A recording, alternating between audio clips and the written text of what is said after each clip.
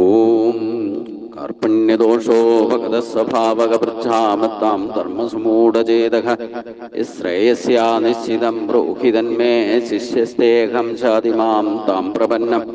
ഓം നമോ ഭഗവതേ വാസുദേവായ. നമോ ഭഗവതേ വാസുദേവായ. ഓം ശ്രീകൃഷ്ണായ പരബ്രഹ്മണേ നമഃ. എല്ലാവർക്കും നമസ്കാരം. ഗീതയുടെ 18-ാം അധ്യായം മോക്ഷസന്യാസയോഗം ഇന്നലെ നമ്മൾ സമർപ്പിച്ചതാണ്. അതിന്റെ സാരസംഗ്രഹം, ഗീതയുടെ തന്നെ സാരസംഗ്രഹമാണ് മോക്ഷസന്യാസയോഗം എന്ന് ഇതിനു മുമ്പും പറയലുണ്ടായിട്ടുള്ളതാണ്.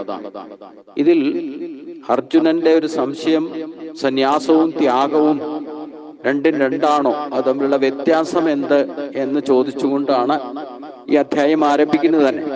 അവിടെ ഭഗവാൻ കാമ്യകർമ്മങ്ങളെ ഉപേക്ഷിക്കലാണ് സന്യാസം എന്ന് തത്വദർശികളായിട്ടുള്ള പണ്ഡിതന്മാർ പറയുന്നതായിട്ടും, അതുകൊണ്ട് സർവകർമ്മങ്ങളെയും ഉപേക്ഷിക്കലാണ് ത്യാഗം എന്ന് ജ്ഞാനികൾ പറയുന്നതായിട്ടും ഭഗവാൻ ആദ്യത്തെ മറ്റുള്ളവരുടെ അഭിപ്രായത്തെ എടുത്തു പറഞ്ഞു. അപ്പൊ നമ്മൾ ഒരേ കാര്യത്തിൽ തന്നെ വ്യത്യസ്തമായ അഭിപ്രായങ്ങൾ ഉണ്ടാകും. അതും കൂടെ നമ്മുടെ ചിന്തയിൽ വിഷയമാക്കണം എന്നുകൂടി ഇവിടെ സൂചിപ്പിക്കുകയാണ് ഭഗവാൻ. അപ്പൊ കാമ്യകർമ്മങ്ങളെ ഉപേക്ഷിക്കലാണ് സന്യാസമെന്നും സർവകർമ്മഫലങ്ങളെ ഉപേക്ഷിക്കുകയാണ് ത്യാഗമെന്നും ഒരു കൂട്ടർ പറയുന്നു. പിന്നെ ഒരു കൂട്ടർ പറയുന്നു കർമ്മം ദോഷത്തോട്, എല്ലാ കർമ്മങ്ങളും ദോഷത്തോടു കൂടി ഉള്ളതാണ്. അതായത് ആത്യന്തികമായിട്ട് ഏത് കർമ്മവും അതില് ബന്ധനമുണ്ടാക്കുന്നതായതുകൊണ്ട് ആ കർമ്മങ്ങളൊക്കെ ദോഷം നിറഞ്ഞതാണ്. അതുകൊണ്ട് കർമ്മങ്ങളെ മുഴുവൻ ത്യജിക്കേണ്ടതാണ് എന്ന് ഒരു വിഭാഗം പണ്ഡിതന്മാർ പറയുന്നതായിട്ടും ഭഗവാൻ പറയുന്നു.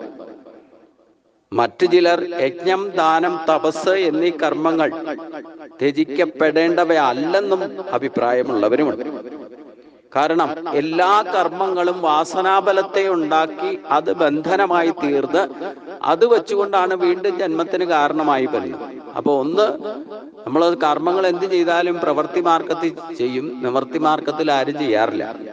അപ്പൊ എല്ലാവിധ കർമ്മങ്ങളും വാസനാബലത്തെ പുതിയതായിട്ട് സൃഷ്ടിക്കപ്പെടുകയും അത് വീണ്ടും ഈശ്വര സാക്ഷാത്കാരത്തിന് വിഘാതം ഉണ്ടാക്കുകയും ചെയ്യും.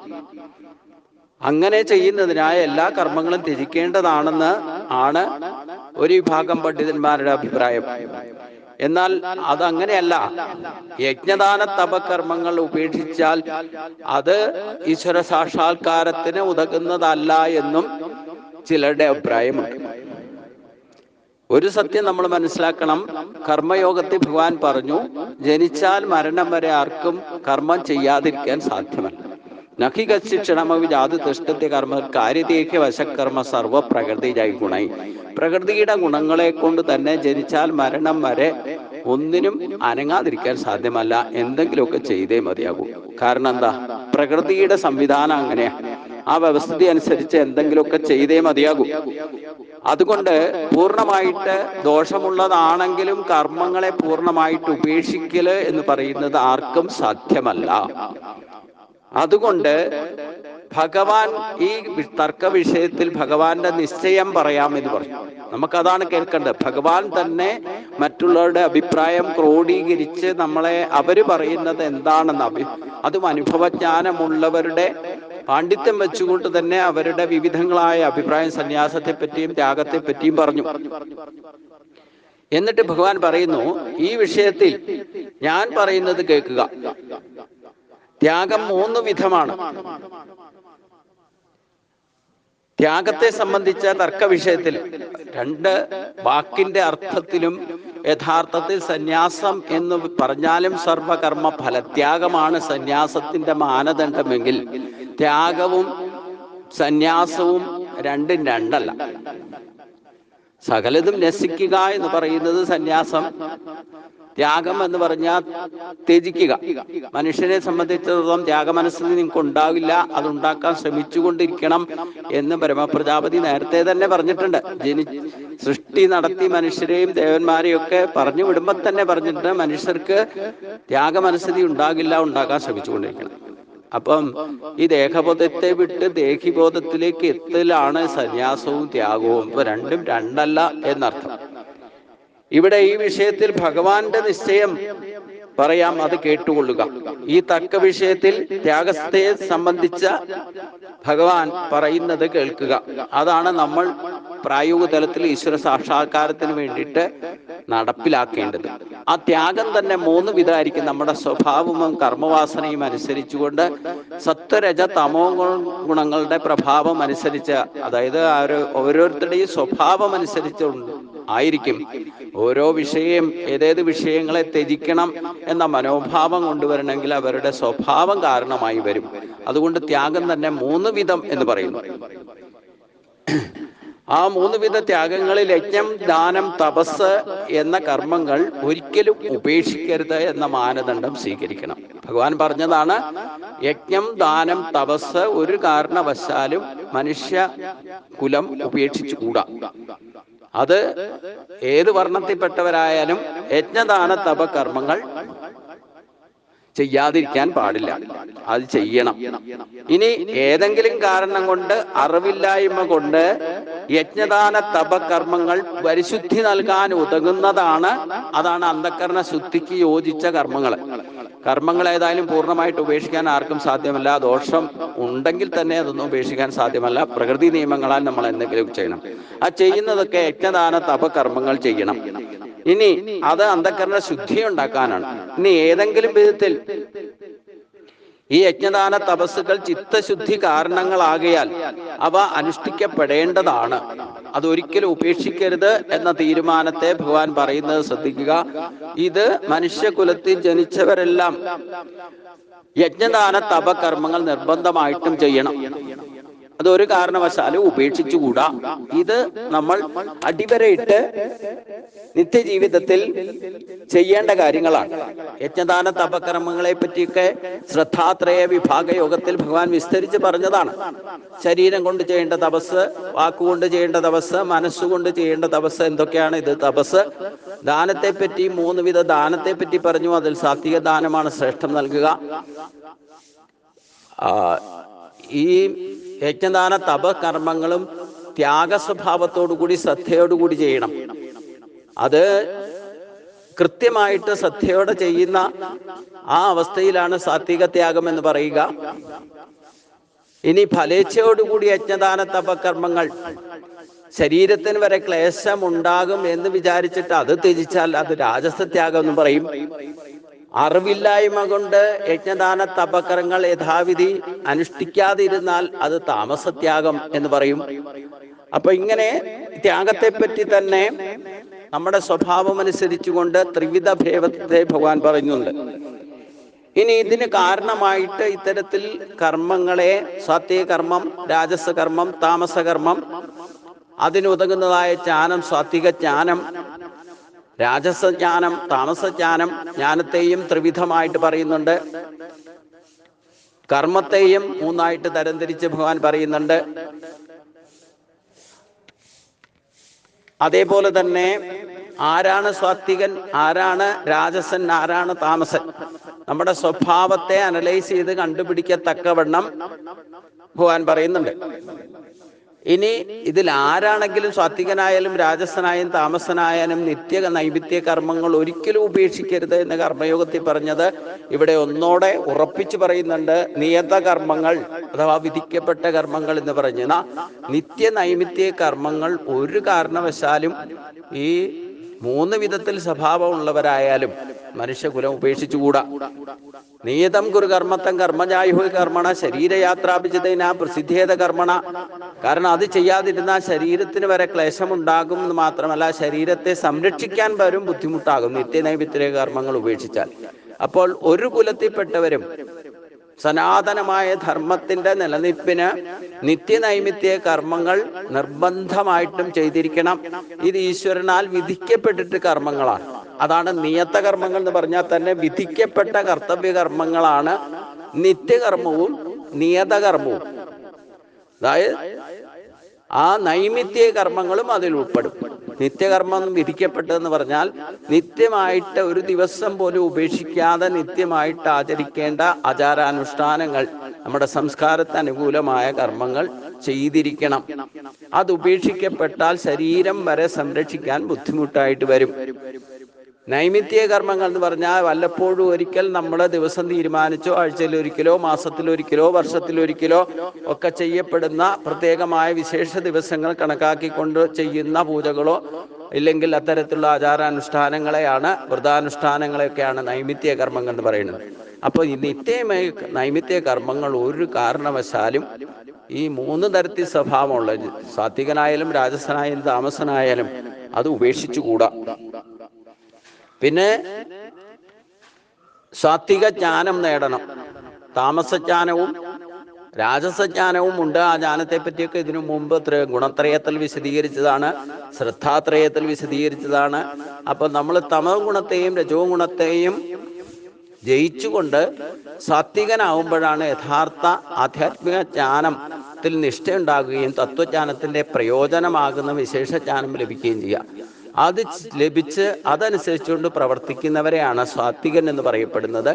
അവർ ചിന്തിക്കുന്നതും പറയുന്നതും പ്രവർത്തിക്കുന്നതും ഒക്കെ സാത്വിക കർമ്മങ്ങളായിരിക്കും. അവർക്കുള്ള അറിവും സാത്വിക ജ്ഞാനമായിരിക്കും. യഥാർത്ഥ സുഖം ലഭിക്കണമെങ്കിലും സാത്വികതയിൽ ശ്രേഷ്ഠത വരുത്തണം എന്നും പറയുന്നുണ്ട്. സുഖത്തെ പറ്റിയും ഈ തരത്തിൽ സാത്വികമായിട്ട് പ്രവർത്തിക്കണമെന്നുണ്ടെങ്കിൽ സാത്വിക ബുദ്ധി വേണം, സാത്വിക ധൈര്യം വേണം.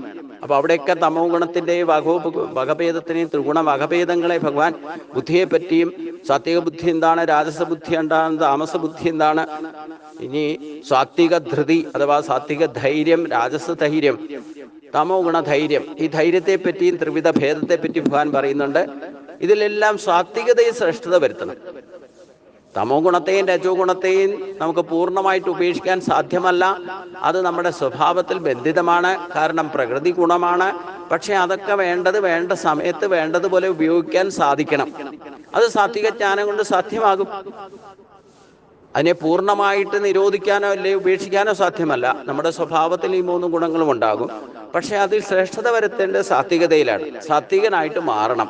നിലവിൽ നമ്മുടെ സ്വഭാവം എന്താണെന്നും, ഞാൻ സാത്വികനാണോ അല്ലെ രാജസനാണോ താമസനാണോ, എനിക്കുള്ള അറിവ് സാത്വികമാണോ അതോ രാജസമാണോ താമസമാണോ, എനിക്കുള്ള ബുദ്ധി സാത്വിക ബുദ്ധിയാണോ രാജസ ബുദ്ധിയാണോ താമസ ബുദ്ധിയാണോ, എനിക്ക് ഉള്ളതായ കർമ്മത്തിന്റെ പ്രേരണ സാത്വിക കർമ്മമാണോ അതേ രാജസ കർമ്മമാണോ താമസ കർമ്മമാണോ ഞാൻ ചെയ്തുകൊണ്ടിരിക്കുന്നത്, ഇതേപ്പറ്റിയൊക്കെ വകഭേദത്തെ നമ്മുടെ സ്വഭാവത്തിലൂടെ തന്നെ തിരിച്ചറിഞ്ഞുകൊണ്ട് തമോ ഗുണത്തെയും രജോ ഗുണത്തെയും യഥാവിധി നിയന്ത്രിച്ച് അതിനെ വേണ്ട സമയത്തിൽ ഉപയോഗിച്ചുകൊണ്ട് തന്നെ സാത്വികതയിൽ ശ്രേഷ്ഠത വരുത്തണം.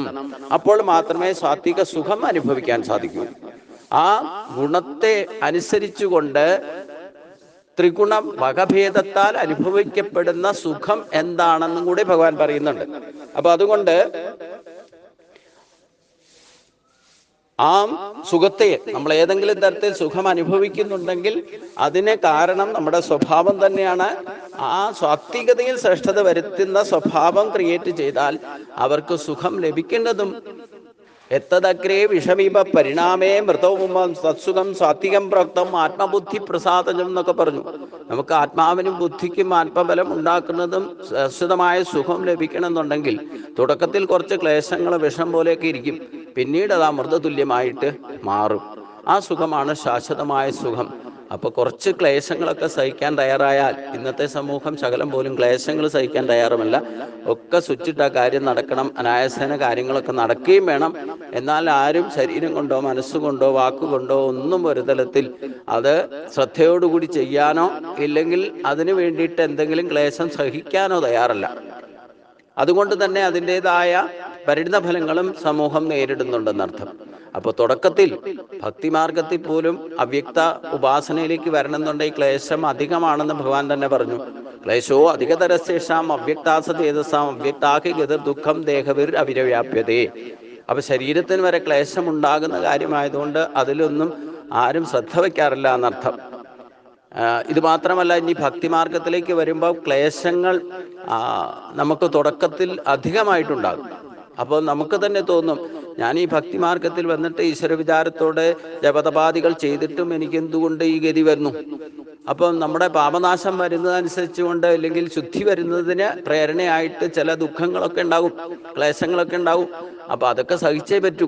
അപ്പൊ അങ്ങനെ ആദ്യം കുറച്ച് ക്ലേശം ഉണ്ടായാലും അത് വിഷതുല്യമായിട്ട് മാറിയാലും പിന്നീട് അമൃത തുല്യമായിട്ട് കാലത്തിന്റെ അനുസരിച്ച് ശുദ്ധി എന്തൊക്കെ ശുദ്ധി വരുന്നതനുസരിച്ച് അതിന്റെ സുഖം നമ്മൾ അനുഭവിക്കാൻ തുടങ്ങും. അതാണ് ആത്മാവിനും ബുദ്ധിക്കും ശ്രേഷ്ഠത നൽകുന്നത്. അത് തന്നെയാണ് ശാശ്വതമായ സുഖവും എന്ന് പറയുന്നു.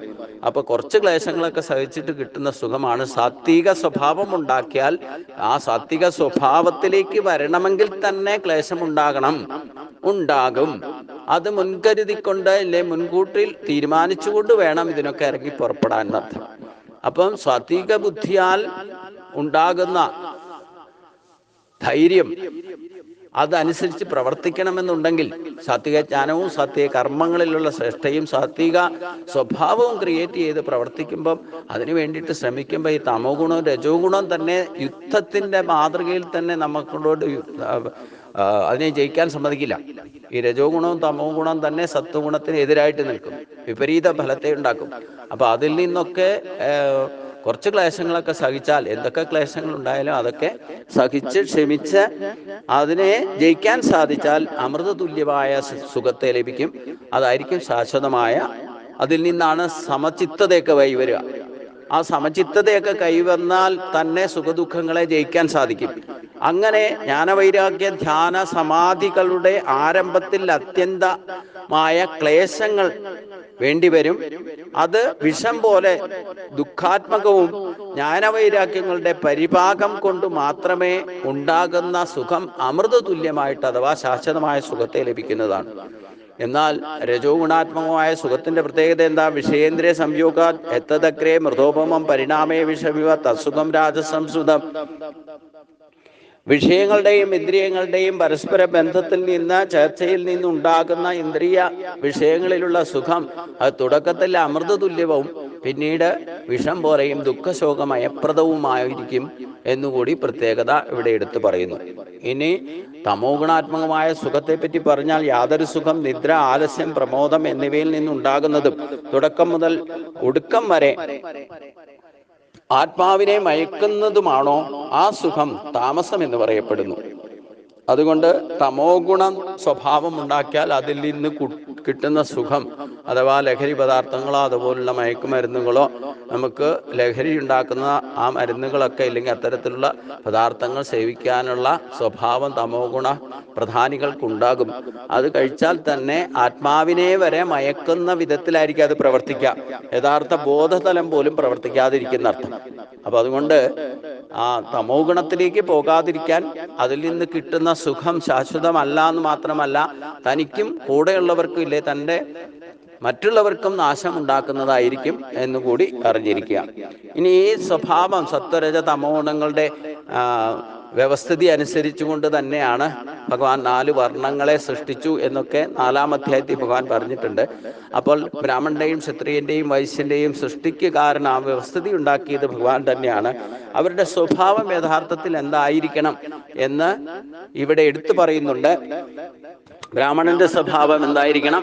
അതായത് സാത്വിക ബുദ്ധി പ്രകടമാകുന്ന ആള് ബ്രാഹ്മണനായിട്ട് മാറും. ബ്രാഹ്മണൻ എന്ന് പറഞ്ഞാൽ ബ്രഹ്മജ്ഞാനിയായിട്ട് മാറാനുള്ള യോഗ്യത കിട്ടിയ ആളാണ് യഥാർത്ഥത്തിൽ ബ്രാഹ്മണൻ എന്ന് പറയുന്നത്. ബ്രാഹ്മണ കുലത്തിൽ ജനിച്ചത് കൊണ്ട് മാത്രം ബ്രാഹ്മണനായിക്കൊള്ളണം എന്ന് നിർബന്ധമില്ല. അപ്പൊ ആചാരാനുഷ്ഠാനങ്ങളുടെ സാത്വിക ബുദ്ധിയാൽ സാത്വികമായ ജ്ഞാനം നേടുന്നതാണ് ആത്മാവിനും ബുദ്ധിക്കും പ്രസാദമായിട്ട് മാറുന്നത്. അതിൽ തന്നെ നമ്മുടെ സ്വഭാവത്തിൽ തന്നെ സാത്വികതയിൽ ശ്രേഷ്ഠത വരുത്തുന്ന ആള് ബ്രാഹ്മണ കുലത്തിൽ ജനിക്കാൻ ഇടവരും. മറ്റു 2 ഗുണങ്ങളും രജോ ഗുണവും തമോ ഗുണം സപ്പോർട്ട് ചെയ്ത് നിൽക്കും. ഇനി ആർക്കാണോ രജോ ഗുണം 1-മതും സത്വഗുണം 2-മതും തമോ ഗുണം 3-മതും നിൽക്കുന്നത് ആ വ്യക്തി ക്ഷത്രിയ കുലത്തിൽ ജനിക്കാനും ക്ഷത്രിയന്റെ സ്വഭാവം കാണിക്കാനും ഇടവരും.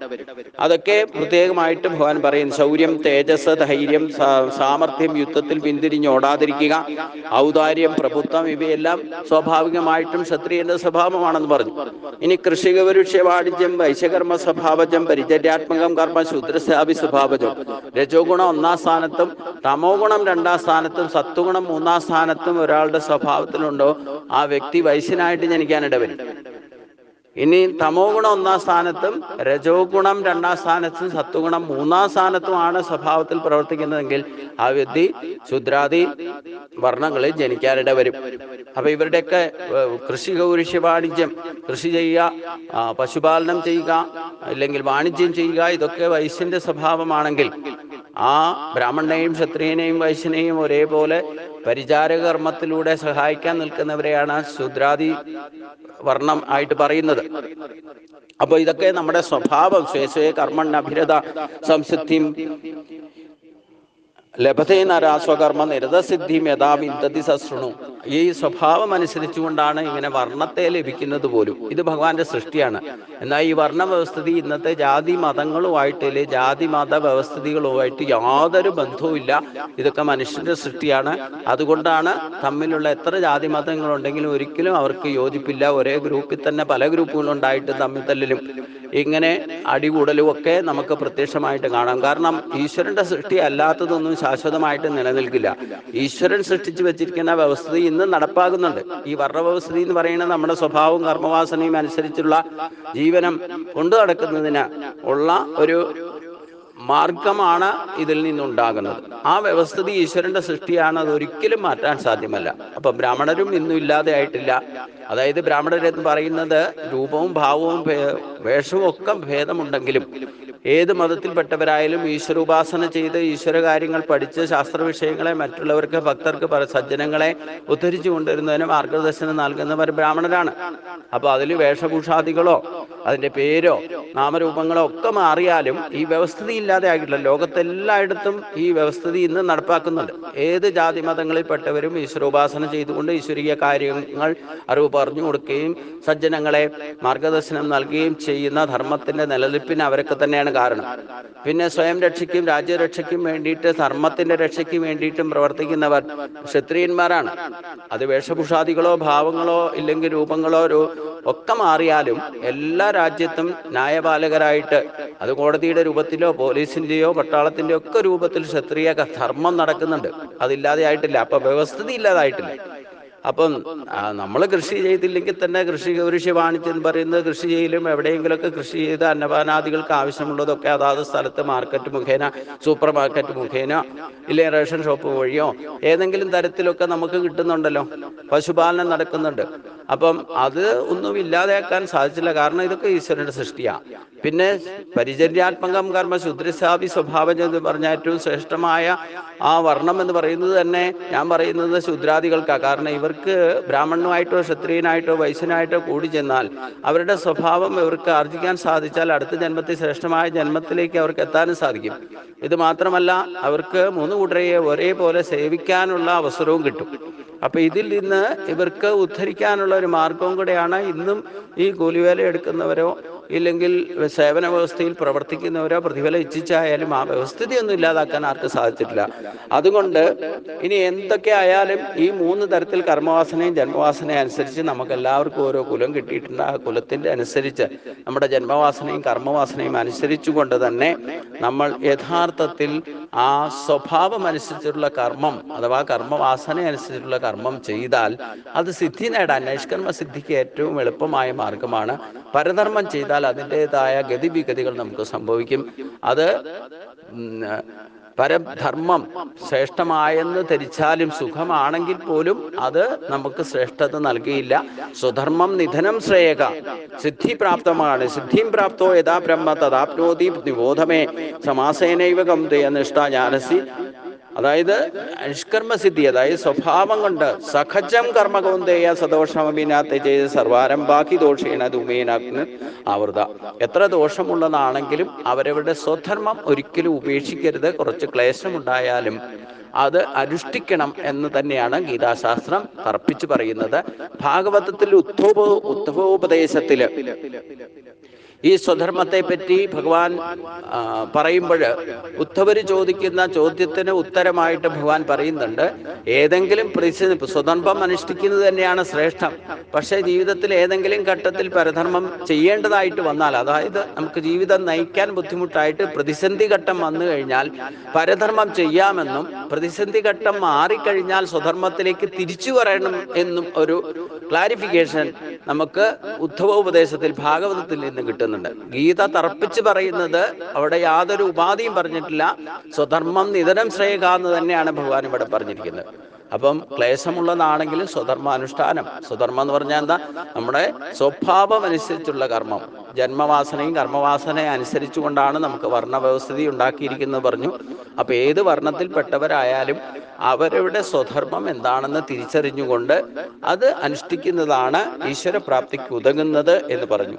അപ്പൊ അതുകൊണ്ട് തന്നെ ആ നൈഷ്കർമ്മ സിദ്ധി എന്ന് പറയുന്നത് തന്നെ ഈ കർമ്മങ്ങളൊക്കെ ചെയ്യുന്നത് വാസനാമാലിന്യങ്ങൾ ഇല്ലാതെയാകണമെങ്കിൽ സ്വഭാവം അനുസരിച്ചുള്ള കർമ്മം ചെയ്യണം. ഇല്ലെങ്കിൽ അത് ബാക്കി കിടക്കും. അപ്പൊ നമ്മുടെ സ്വഭാവത്വ പ്രവൃത്തി എത്ര ജ്ഞാനിയായിരുന്നാലും ഈ സ്വഭാവം എന്ന് പറഞ്ഞാൽ നമ്മുടെ ശീലങ്ങളൊന്നും പൂർവികമായിട്ട് നമ്മൾ ഈ ജന്മത്തെ ശീലിച്ചു വെച്ചിരിക്കുന്നോ ആ ശീലങ്ങളൊന്നും പൂർണ്ണമായിട്ട് വിടില്ല. ഇതാണ് കർമ്മവാസന എന്ന് പറയുന്നത്.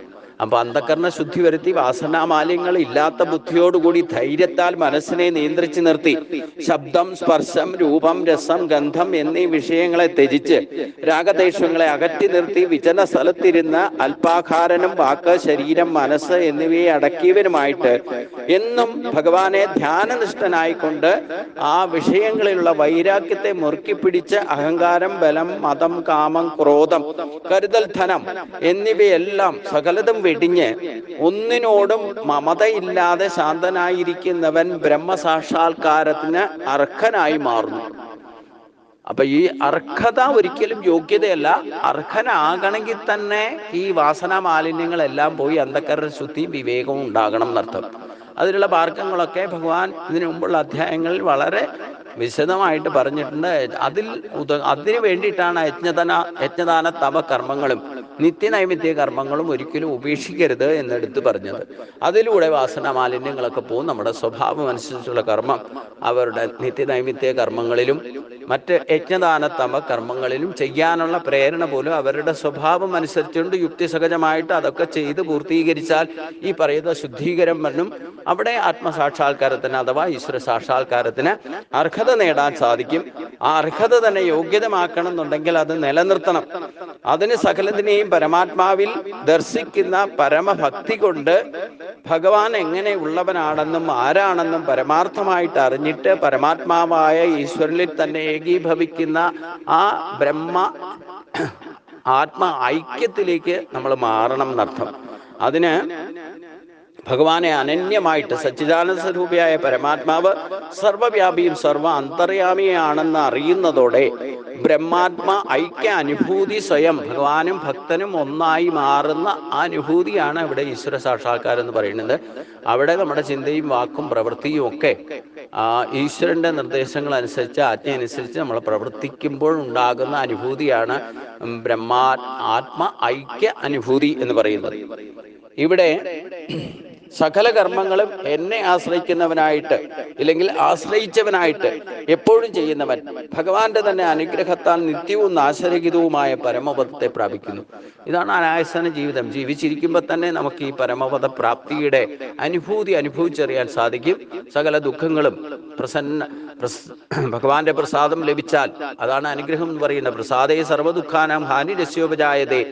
ആ സകല ദുഃഖങ്ങളെയും നമുക്ക് ഇല്ലാതെയാക്കാൻ സാധിച്ചാൽ തന്നെ അത് തന്നെ ഈശ്വരന്റെ അനുഗ്രഹമാണ്. അപ്പൊ സർവകർമ്മങ്ങളും ഈശ്വരാർപ്പണമായിട്ട് ചെയ്യുന്നവനിൽ നിന്ന് താനെന്നും തൻ്റേതും എന്നുള്ള ഭാവങ്ങൾ താനേ മാഞ്ഞു പോകും.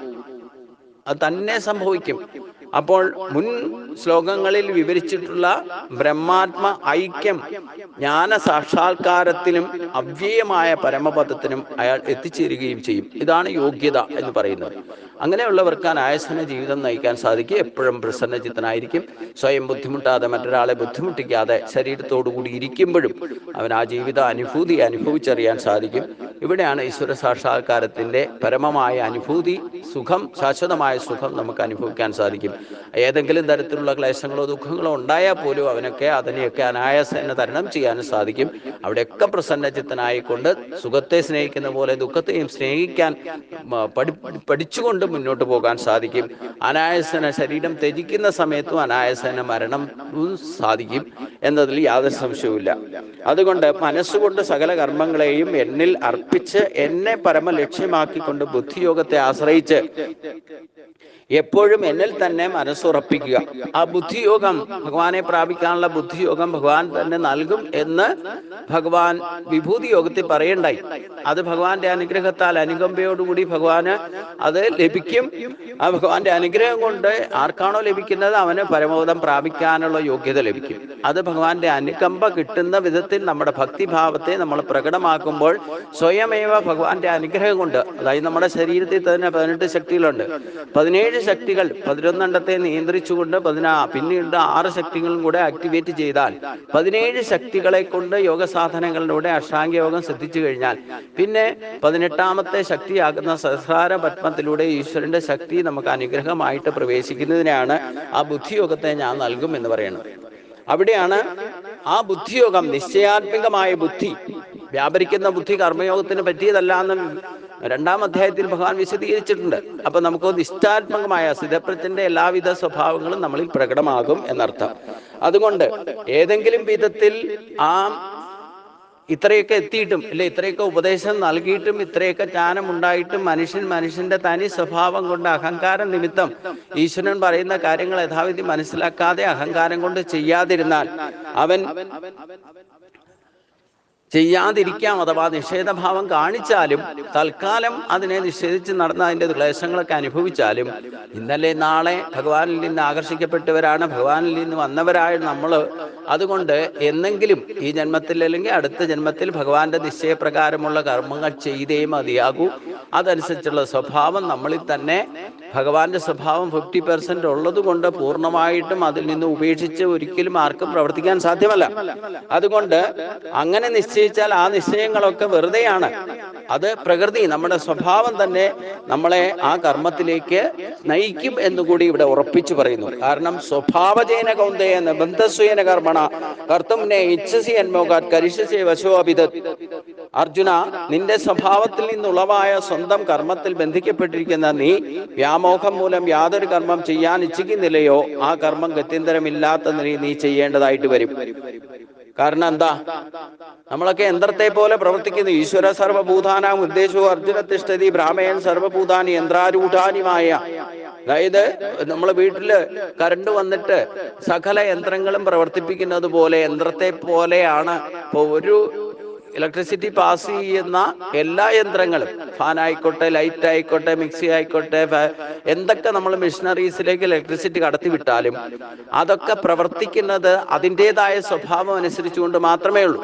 അതിലൊക്കെ സർക്യൂട്ടിലൂടെ പോകുന്നത് എനർജി ആണെങ്കിലും, ഒരേ എനർജി ആണെങ്കിലും അതൊക്കെ പ്രവർത്തിക്കുന്നത് അതിൻ്റെതായ ഏതേത് സ്വഭാവത്തിലാണോ ഉണ്ടാക്കി വെച്ചിരിക്കുന്ന യന്ത്രങ്ങൾ, ആ യന്ത്രങ്ങൾ അതിൻ്റെ സ്വഭാവം, അതായത് ഫാനിൻ്റെ സ്വഭാവം ലൈറ്റിനോ, ലൈറ്റിൻ്റെ സ്വഭാവം ഫ്രിഡ്ജിനോ, ഫ്രിഡ്ജിൻ്റെ സ്വഭാവം ടി വിക്കോ ഒന്നും കാണിക്കാൻ സാധ്യമല്ല.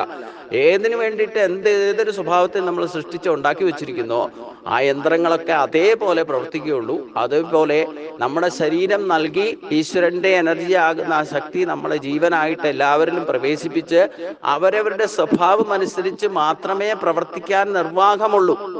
യന്ത്രത്തെ പോലെ പ്രവർത്തിച്ചു. അതാണ് ഇവിടെ പറഞ്ഞത്. ഈശ്വര സർവഭൂതാനാം ഹൃദ്ദേശോ അർജുന തിഷ്ഠതി ഭ്രാമയൻ സർവഭൂതാനി യന്ത്രാരൂഢാനിമായ. അതായത് ഭഗവാന്റെ ശക്തിയാകുന്ന ജീവാംശം ശരീരമാകുന്ന വസ്തുവിൽ പകർന്നു നൽകിയിട്ടുണ്ട്. ആ ശരീരത്താൽ നിർമ്മിക്കപ്പെട്ടിരിക്കുന്ന, അല്ലെങ്കിൽ നമ്മൾ തന്നെ ക്രിയേറ്റ് ചെയ്യപ്പെട്ടിരിക്കുന്ന ഏതേത് സ്വഭാവത്താലാണോ ശരീരം പേറി വന്നിരിക്കുന്നത് ആ സ്വഭാവം അനുസരിച്ച് മാത്രമേ ശരീരം പ്രവർത്തിക്കുകയുള്ളൂ. അതിന് പ്രേരണ നൽകുന്നതും പ്രവർത്തിപ്പിക്കുന്നതും ഈ എനർജിയാകുന്ന ഈശ്വര ശക്തിയാണെങ്കിലും ഭഗവാൻ യാതൊരു ബന്ധവും ഇല്ലാന്നതിനു മുമ്പും ക്ലിയർ ആയിട്ട് പറഞ്ഞിട്ടുണ്ട്. അതുകൊണ്ട് നമുക്ക് ഈശ്വരന്റെ അനുഗ്രഹത്തോടുകൂടി ആ സ്വഭാവത്തെ ശ്രേഷ്ഠമായ രീതിയിൽ ഉപയോഗിച്ചുകൊണ്ട് ഈശ്വരപ്രാപ്തി സാധ്യമാകണമെങ്കിൽ തമേവ ശരണം കച്ച സർവഭാവേന ഭാരത തൽപ്രസാദാർ പരാം ശാന്തി ജ്ഞാനം പ്രാപിച്ചി ശാശ്വതം എന്ന് പറഞ്ഞു. അല്ലയോ അർജുന, ഈശ്വരനെ തന്നെ സർവാത്മന നീ ശരണം പ്രാപിക്കണം. ഈശ്വര അനുഗ്രഹത്താൽ നീ പരമമായ ശാന്തിയെയും ശാശ്വത സ്ഥാനത്തെയും ബ്രഹ്മപദത്തെയും നീ പ്രാപിക്കും, സംശയമില്ല. അതുകൊണ്ട് സ്വഭാവം അനുസരിച്ച് നമുക്ക് പ്രവർത്തിക്കാൻ സാധിക്കൂ. പക്ഷേ ആ സ്വഭാവത്തിന് അനുരൂപമായിട്ട് പ്രവർത്തിക്കാൻ പ്രേരണ നൽകുന്നതായ ഈശ്വരനെ സർവാത്മന ശരണം പ്രാപിച്ചാൽ നമ്മുടെ സ്വഭാവം ശുദ്ധീകരിക്കപ്പെടും. ഈശ്വര പ്രാപ്തിക്ക് ഉതകുന്ന വിധത്തിൽ നമ്മുടെ സ്വഭാവത്തിൽ പരിവർത്തനമുണ്ടായി ഈശ്വര സാക്ഷാത്കാരം നേടാൻ സാധിക്കും എന്നാണ് ഭഗവാൻ പറഞ്ഞത്. അതല്ലാതെ യന്ത്രത്തെ പോലെ പ്രവർത്തിക്കലല്ല നമ്മുടെ ഡ്യൂട്ടി. ഈ ശരീരത്താൽ, ശരീരമാധ്യം ഖലു ധർമ്മസാധനം. അപ്പൊ ഈ ശരീരം കിട്ടിയിട്ടുണ്ടെങ്കിൽ ഈ ധർമ്മം അനുസരിച്ച്, ധർമ്മത്തിന് ക്ഷതം വരാതെ ഈശ്വരീയമായ വ്യവസ്ഥിതി അനുസരിച്ചുകൊണ്ട് ഈശ്വര ഇച്ഛ അനുസരിച്ച് പ്രവർത്തിച്ചാൽ, ഈശ്വര ഇച്ഛ അനുസരിച്ച് പ്രവർത്തിക്കണമെങ്കിൽ നമ്മുടെ സ്വഭാവം ഈശ്വരനോട് അറ്റാച്ച് ചെയ്ത് നിർത്തണം. അഥവാ ഈശ്വരനെ തന്നെ ശരണം പ്രാപിച്ചുകൊണ്ട് ഈശ്വര വിചാരത്തോടുകൂടി ചിന്തയും വാക്കും പ്രവർത്തികളും ക്രോഡീകരിച്ചുകൊണ്ട് ഭഗവാൻ പറഞ്ഞ മാർഗത്തിൽ പ്രവർത്തിച്ചാൽ ആത്യന്തികമായിട്ട് ഭഗവാനെ പ്രാപിക്കാനുള്ള ബുദ്ധിയോഗം ഭഗവാൻ നൽകുമെന്ന് പറഞ്ഞു. അപ്പോൾ സ്വഭാവത്തിൽ പരിവർത്തനം വരുത്തണം. നമ്മൾ നിലവിലുള്ള സ്വഭാവം എന്താണെന്ന് മനസ്സിലാക്കി അത് പൂർവ്വജന്മാർജിതമായ കർമ്മവാസനയും ജന്മവാസനയും അനുസരിച്ചുള്ള സ്വഭാവമാണ് നമുക്കിന്ന് കിട്ടിയിരിക്കുന്നത്. അത് ശീലങ്ങളൊന്നും മുഴുവനായിട്ട് പെട്ടെന്ന് വിടാൻ സാധ്യമല്ല. അത് യന്ത്രത്തെ പോലെ പ്രവർത്തിക്കുന്നു. എന്നാൽ ഈശ്വര വിചാരമുണ്ടായാൽ തമേവ ശരണം ഗച്ഛ സർവഭാവേന ഭാരത തൽപ്രസാദാൽ, ഈശ്വരനെ വിചാരിച്ചുകൊണ്ട് ചെയ്താൽ ഈശ്വരന്റെ പ്രസാദത്താൽ ഈശ്വരൻ്റെതായ സ്വഭാവം നമുക്ക് ക്രിയേറ്റ് ചെയ്യുന്നതാണ് അന്ധകരണ ശുദ്ധിയും വിവേകം എന്ന് പറയുന്നത്. അതുണ്ടാകുന്നവർക്ക് ബ്രഹ്മപദം പ്രാപിക്കാൻ സാധിക്കും എന്ന് പറഞ്ഞുകൊണ്ട് ഗീത ഭഗവാൻ അർജുൻ ഉപദേശിച്ചത് പൂർണ്ണമാക്കിക്കൊണ്ട് പറയുന്നു. ഇതിതേ ജ്ഞാനമാഖ്യാതം ഗുഖ്യാൻ ഗുഖ്യതരം മയ വിമർശയിത ശേഷേട യഥേ ഇച്ഛസി തഥാ ഗുരു. ആ ഗീത ഉപദേശം കൺക്ലൂഡ് ചെയ്തുകൊണ്ട് അർജുനോട് പറയുന്നു, നിന്നോട് പറയാനുള്ളതൊക്കെ ഞാൻ പറഞ്ഞു. ഇനി നീ വേണമെങ്കിൽ ഞാൻ പറഞ്ഞതൊക്കെ ഒന്നോടെ വിമർശന ബുദ്ധിയോടെയോ അല്ലയോ ഒന്നോടെ പര്യാലോചിച്ചിട്ട്, ഒന്നോടെ ചിന്തനം ചെയ്തിട്ട് നിനക്ക് എന്താണോ ഇഷ്ടം അതനുസരിച്ചുകൊണ്ട് പ്രവർത്തിച്ചു കൊള്ളുക എന്ന് പറഞ്ഞാൽ പോലും ആത്യന്തികമായിട്ട് ഈശ്വരന്റെ 50% നിയന്ത്രണം നിജപ്പെടുത്തി വെച്ചിട്ടുണ്ട്. അപ്പൊ നമുക്ക് സ്വാതന്ത്ര്യമായിട്ട് പ്രവർത്തിക്കുക എന്ന് പറഞ്ഞാൽ ഈ ജ്ഞാനം ലഭിച്ചു കഴിഞ്ഞാൽ, ഭഗവാൻ പറഞ്ഞ കാര്യങ്ങൾ വേണ്ട വിധത്തിൽ മനസ്സിലായി കഴിഞ്ഞാൽ പിന്നെ നമുക്ക് സ്വതന്ത്രമായിട്ട് പ്രവർത്തിക്കണമെങ്കിൽ പോലും ഈശ്വര ഇച്ഛയനുസരിച്ച് സ്വതന്ത്രം, പൂർണ്ണമായിട്ട് സ്വതന്ത്രമല്ല. അപ്പൊ നമ്മളെ തന്നെ ഇങ്ങോട്ട് വിടുമ്പോൾ പരമാത്മാവിന്റെ അംശമാകുന്ന ജൈവാത്മാംശ ശരീരത്തെ പകർന്നു നൽകിക്കൊണ്ട് നീ നിന്റെ ഇഷ്ടം പോലെ ജീവിച്ചോണ്ട് പൊക്കളാൻ പറഞ്ഞ് എല്ലാവരോടും പറഞ്ഞിട്ടുണ്ട്. പക്ഷേ അങ്ങനെയാണെങ്കിൽ തന്നെ ഭഗവാൻ ഒരു കാര്യം കൂടെ പറഞ്ഞു, എന്നാണോ നിനക്ക് എൻ്റെ അടുത്തേക്ക് വരണം എന്ന് തോന്നുന്നത് അതിനുള്ള മാർഗത്തെ നീ തന്നെ കണ്ടെത്തി എന്ന് വേണേലും എൻ്റെ അടുത്തേക്ക് തിരിച്ചു വരാം. അപ്പോൾ അവിടെ സ്വാതന്ത്ര്യം, ഇഷ്ടത്തിനനുസരിച്ച് പ്രവർത്തിച്ചാലും സ്വഭാവം അനുസരിച്ചുകൊണ്ട് ഇന്നല്ലേ നാളെ ഭഗവാനെ മറന്നു നടന്നാലും ഈ ജന്മത്തിലല്ലെങ്കിൽ അടുത്ത ജന്മത്തിൽ നമ്മുടെ സ്വഭാവം കൊണ്ട് തന്നെ ഈശ്വരനെ ശരണം പ്രാപിക്കേണ്ടി വരും. അതിൽ യാതൊരു സംശയവുമില്ല എന്നതാണ് പറയുന്നത്. അതുകൊണ്ട് പ്രത്യേകം ശ്രദ്ധിക്കണം എന്നർത്ഥം.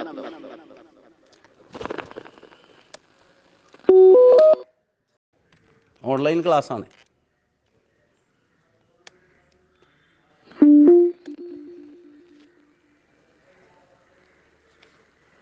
അപ്പൊ അതുകൊണ്ട് അർജുന് ഉപദേശങ്ങളെല്ലാം പറഞ്ഞു കൊടുത്തിട്ട് അതിലും ആ ഉപദേശങ്ങളെല്ലാം കേട്ടിട്ട് ഇച്ഛയനുസരിച്ച് പ്രവർത്തിക്കാനുള്ള സ്വാതന്ത്ര്യം അർജുനന് തുറന്ന് നമുക്കും തരുന്നുണ്ടെങ്കിൽ പോലും അങ്ങനെ അങ്ങ് പൂർണ്ണമായിട്ട് നമുക്ക് സ്വാതന്ത്ര്യത്തോടുകൂടി തന്നിഷ്ടത്തിന് പ്രവർത്തിക്കാൻ സാധിക്കില്ല. അങ്ങനെ തന്നിഷ്ടത്തിന് പ്രവർത്തിച്ചാൽ അതിൻ്റെതായ ദുഃഖങ്ങളും ക്ലേശങ്ങളും നമുക്ക് അനുഭവിക്കേണ്ടി വരുമെന്ന് ഭഗവാൻ ഇതിനു മുമ്പ് വ്യക്തമാക്കിയിട്ടുണ്ട്. അതുകൊണ്ട് യന്ത്രത്തെ പോലെ പ്രവർത്തിക്കാൻ ബാധ്യസ്ഥരാണ് നമ്മൾ. ഇന്നല്ലേ നാളെ ഭഗവാനെ നിഷേധിച്ച് നടന്നാലും നമ്മൾ ഈശ്വരന്റെ മാർഗത്തിലേക്ക് തന്നെ പ്രവേശിക്കേണ്ടി വരും. അപ്പൊ ഏറ്റവും നല്ലത് ഇതൊക്കെ മനസ്സിലാക്കി കഴിഞ്ഞാൽ ഈശ്വരൻ പറഞ്ഞതൊക്കെ അനുസരിച്ചുകൊണ്ട് സ്വതന്ത്രമായിട്ട് പ്രവർത്തിക്കാനുള്ള നമുക്ക് സ്വാതന്ത്ര്യമുണ്ട്. ആ സ്വാതന്ത്ര്യത്തെ നമ്മൾ മിസ്യൂസ് ചെയ്യാതെ ഈശ്വര പ്രാപ്തിക്ക് വേണ്ടിയിട്ട് ഈ ശരീരത്തെ ഉപയോഗിക്കണം എന്നാണ് പറഞ്ഞതിൻ്റെ കാര്യം. അതുകൊണ്ട് ഭഗവാൻ നീ എൻ്റെ ഏറ്റവും പ്രിയപ്പെട്ട ഭക്തനായതുകൊണ്ട് ഒരു രഹസ്യം കൂടെ നിന്റെ അടുത്ത് പറയാമെന്ന് പറഞ്ഞുകൊണ്ട് ഭഗവാൻ പറയുന്നു, എന്നിൽ തന്നെ മനസ്സുറപ്പിക്കുക, ഞാൻ പറഞ്ഞതനുസരിച്ച് പ്രവർത്തിക്കുക, എന്നെ നമസ്കരിക്കുക. ഇങ്ങനെയൊക്കെ ഞാൻ പറഞ്ഞതുപോലെ നീ പ്രവർത്തിച്ചാൽ നിനക്കായിക്കൊണ്ട് നിന്റെ മുമ്പിൽ ഞാനിതാ ഒരു പ്രതിജ്ഞ ചെയ്യുന്നു. സർവധർമാൻ പരിത്യജ മാമേകം ശരണം പ്രജ അഹം ത്വാ സർവപാപേഭ്യോ മോക്ഷയിഷ്യാമി മാ ശുച എന്ന് പറഞ്ഞു. അപ്പൊ സകല ധർമ്മങ്ങളെ ഉപേക്ഷിച്ചിട്ട് നീ എന്നെ തന്നെ ശരണം പ്രാപിക്കുക. അതിൽ യാതൊരു സംശയവുമില്ല, നീ എന്നെ തന്നെ പ്രാപിക്കും.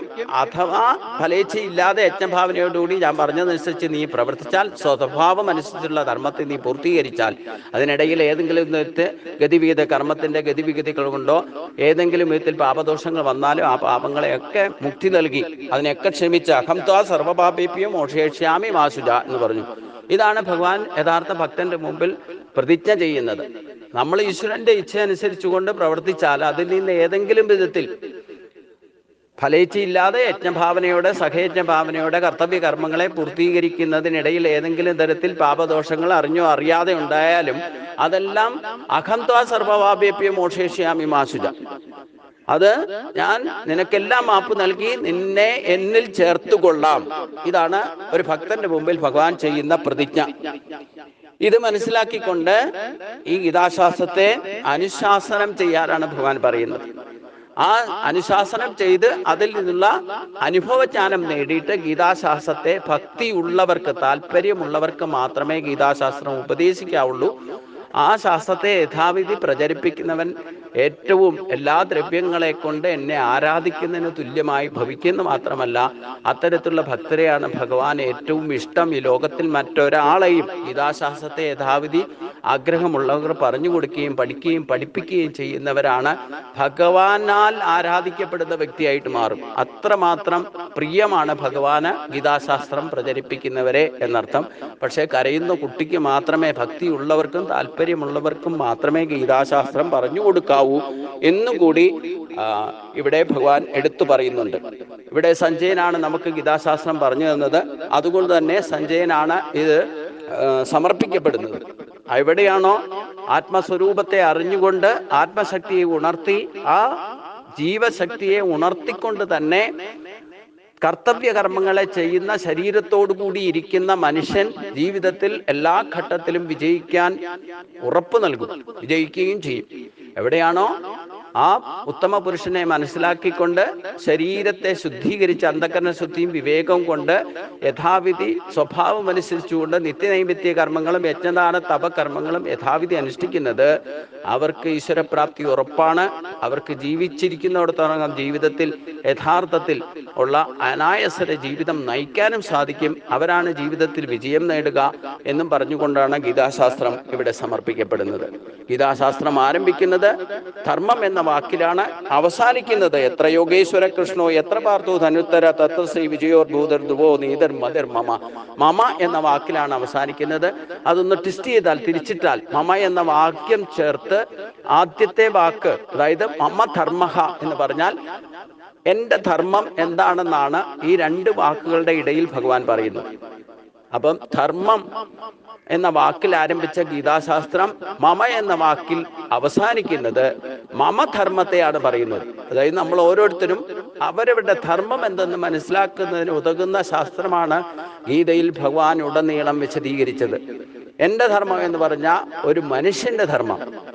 ആ മനുഷ്യന്റെ ധർമ്മം എന്തെന്ന് മനസ്സിലാക്കിക്കൊണ്ട് മനുഷ്യായ പ്രതിബോധിതാം ഭഗവതാ നാരായണേന സ്വയം വ്യാസേന ഗ്രഥിതാം പുരാണമുനിനാം മധ്യേ മഹാഭാരതം എന്ന ആ അർത്ഥതലത്തെ മനസ്സിലാക്കിക്കൊണ്ട് മാതൃഭാഷയായി സ്വീകരിച്ച് അത് മാതാവിന്റെ സ്ഥാനത്ത് കണ്ട് നമസ്കരിച്ചുകൊണ്ട് ഗീതാശാസ്ത്രത്തെ യഥാവിധി അവരവരുടെ ധർമ്മത്തിന് ഉപയോഗപ്പെടുത്തിയാൽ അത് ഈശ്വരപ്രാപ്തിക്ക് ഉതകുന്നതാണെന്ന് മാത്രമല്ല, ജീവിച്ചിരിക്കുമ്പോൾ തന്നെ ശരീരത്തോടു കൂടി ഇരിക്കുമ്പം ഈശ്വര സാക്ഷാത്കാരത്തെ നമുക്ക് അനുഭവിച്ച് അറിഞ്ഞുകൊണ്ട് അനായാസന ജീവിതം നയിക്കാനും, ശരീരം ത്യജിക്കുന്ന സമയത്ത് ഏതൊരവസ്ഥയിലും ക്ലേശങ്ങളില്ലാതെ ശരീരത്തെ ത്യജിച്ച് ഈശ്വരപ്രാപ്തിക്ക് ഉതകുന്നതാണ് ഗീതാശാസ്ത്രം.